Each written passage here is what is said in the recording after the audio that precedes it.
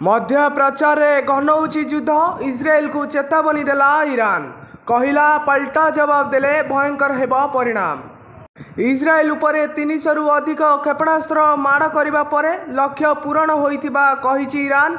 एतिसह अधिक आक्रमण कराजिबो नाही बोली ईरान पक्षरु कुआ जाइछि। जदि इस्राएल ईरान उपरे कौनसी आक्रमण करे तेबे परिस्थिति भयंकर हेबो बोली ईरान पक्षरु चेताई दिया जाइछि। सेपटे ईरान कौनसी क्षेपणास्त्र इस्राएल माटी रे पड़ी नथिबा कहिसंती इस्राएल सेना प्रवक्ता। समस्त क्षेपणास्त्र को आकाश रे ही ध्वंस करा जाइतिबा से कहिसंती। ईरान पक्षरु 170 ड्रोन 30 रु अधिक क्रूज मिसाइल और 120 रु अधिक बिलास्टिक मिसाइल माड़ करा जाइतिबा इस्राएल पक्षरु सूचना दिया जाइछि। अंतर्जातीय गणमाध्यम रिपोर्ट अनुसार ईरान आक्रमणर जवाब देबाकू इस्राएल प्रस्तुति आरंभ करिछि।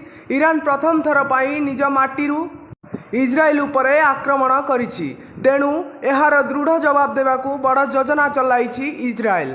जदि एभली हुए तेबे मध्य प्रचार रे बड़ युद्ध हेबार आशंका रहिछि। ब्यूरो रिपोर्ट, जागरण 24 न्यूज।